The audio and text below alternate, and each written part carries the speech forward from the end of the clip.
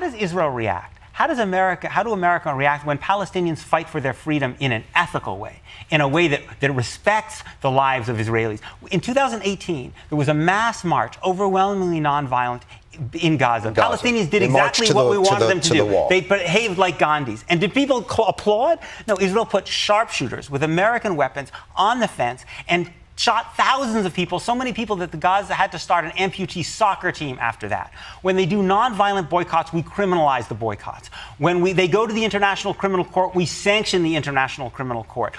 We essentially send the message to Palestinians that nonviolent protest, that ethical protest, resistance doesn't work. And that makes it easier for Hamas to commit the crimes that they did on October 7th. You know, it's a situation. But in this situation, in the Middle East, we all grew up with this. This has been going on forever. So please don't use October 7th, 2023 as the thing that makes you decide where you're going to come down on this, because this is huge and it could lead to world war, right? Obviously. Much more easily could this lead to world war than the Ukrainian situation. Europe didn't seem too willing. Even Poland's backed out, right? And this one's different. Now, I get it. Hamas attacked and killed innocent people, civilians. Anybody who does that should pay. But does justice for that mean that you and I have to back retaliatory war crimes against 2 million Palestinians, half of whom are children? Because we learned something during COVID, didn't we? We learned not to trust the TV. At least we learned that much. And what are they saying on TV right now? What are they telling us? They're telling us that we need to hate, you and I. We need to hate the people they tell us on TV to hate, and if we don't, then we're the haters. Well, that's how Holocausts happened. You start talking about scorching earth and getting rid of entire communities. That's how Holocausts happen. Did we learn absolutely nothing? Sorry, friends.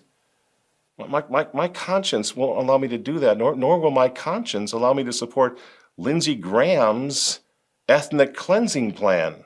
We're in a religious war here. I am with Israel. Do whatever the hell you have to do to defend yourself. Level the place. That's right, Lindsey. Let's level the place, and maybe whoever survives our leveling, we can put them on cattle cars, right? Get them out to a camp somewhere.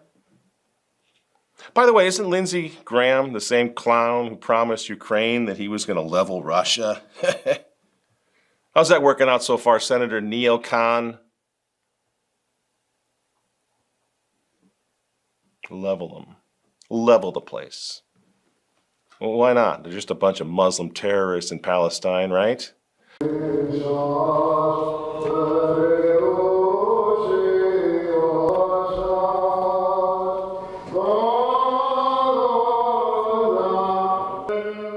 You see, friends, look at these people here. You know what? They're Palestinians. They're Palestinians too. They kind of look like us, don't you think? Chapel veils, icons of Jesus, going to church. These are Christians living in Gaza. Now, at the moment, with the backing of your country and mine, they're evacuating their homes. They're going to be homeless soon. Some of them are going to be dead later on today. Some of these people right here. You okay with that? Please, please, please. I know you've been watching your TV. Those were our critics. And you're going to come in here and you're going to say that I'm trying to justify Hamas and that I'm anti-Semitic and I don't think that Israel has the right to defend itself. What's the matter with you, man? Right? You've been watching your TV. Congratulations. Because the reality is I'm not justifying anything Hamas did. And anyone who targets civilians needs to be punished. I get that. But is that what's going on here? Because we better make darn sure that's what's going on before we get behind it, before we start financing it, before we stand before the judgment seat of Almighty God and say, yeah, I was all for it, man. Level the place. Carpet bomb the cockroaches. This didn't start on October 7th.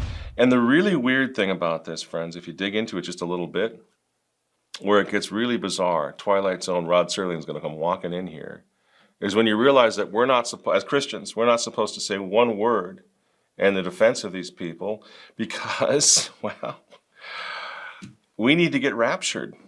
Many evangelicals believe that once Jews fully control the land, Jesus will return to earth and rapture Christians up to heaven. The title deed to the land of Israel is recorded in the Bible, which gives the Jewish people a clear and unclouded title to that land forever.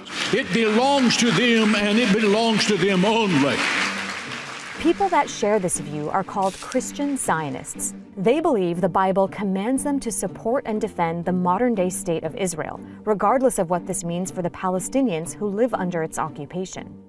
Now there are millions and millions of devout Christians who stand with Israel. So I want to thank you on behalf of all the people of Israel. Thank God not everybody agrees with the Christian Zionists. Thank God many, many Jews, some of whom are living in Israel, some of whom are Holocaust survivors, thank God those Jews are not being silent about what's really going on here. But I'm personally a Holocaust survivor. My grandparents were killed in Auschwitz, and most of my extended family was killed. That's my personal background. In my teenage years in Canada, I became a Zionist. This dream of the Jewish people resurrected in their historical homeland, and the barbed wire of Auschwitz being replaced by the boundaries of a Jewish state with a powerful army. I found it liberating. It was exhilarating to believe in that dream. And then I found out that it wasn't exactly like that. That in order to make this Jewish dream a reality, we had to visit a nightmare on the local population. And there's no way you could have ever created a Jewish state without oppressing and expelling the local population, which is what they did. It's the longest ethnic cleansing operation in the 20th and 21st centuries. It's still going on. Given those conditions, of course people will go for extremist leadership. That's what people do when they're miserable and hopeless and deprived of any possibility whatsoever. You don't have to support Hamas policies to stand up for Palestinian rights. That's a complete falsity. Now, is it true that the Gazans shoot rockets into Israel, killing innocent civilians? Yes, it is. Do I support that? No, I don't.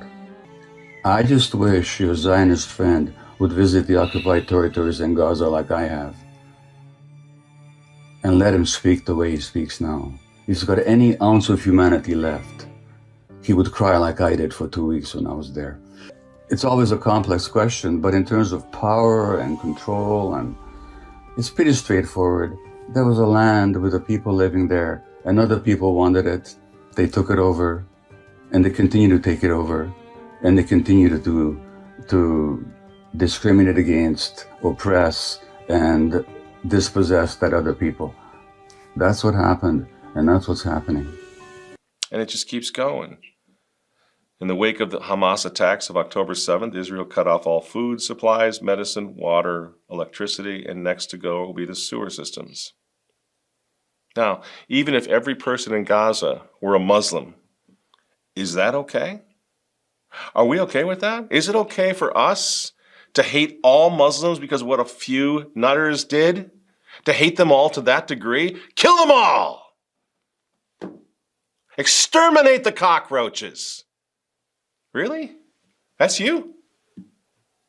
What is happening to us? Don't you understand? This is what the globalists do. It's what they spend every waking moment doing, trying to get us all to this point, get the whole world to this point. They're destabilizing the world by turning us all against each other.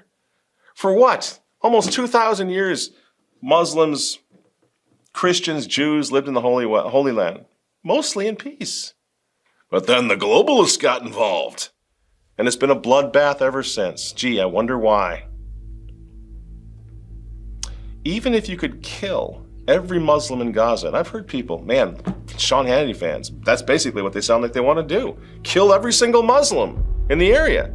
Even if you could do that, you could kill every single one, which you can't. Well, this US-backed war crime is going to trigger every Muslim youth in the world, especially in America, to hate us for years to come. So those of you who are like, well, I'm siding with Israel because, man, those Muslims don't like us. Do you really think this is gonna help? Carpet bombing their homeland again? Just like we did in Baghdad back in 2003, the shock and awe. That worked out pretty well, didn't it? Every Christian, Iraqi Christian now, lives up in Europe somewhere. Refugees blown out of their home because they were liberated by us. Liberated by the democracy people. You think this is going to help? If you're afraid of Muslims, man, be careful supporting this US-backed war crime in Israel, if in fact it happens. Speak up now. Let saner voices prevail here, or we are going to have hell on earth for the next generation to deal with.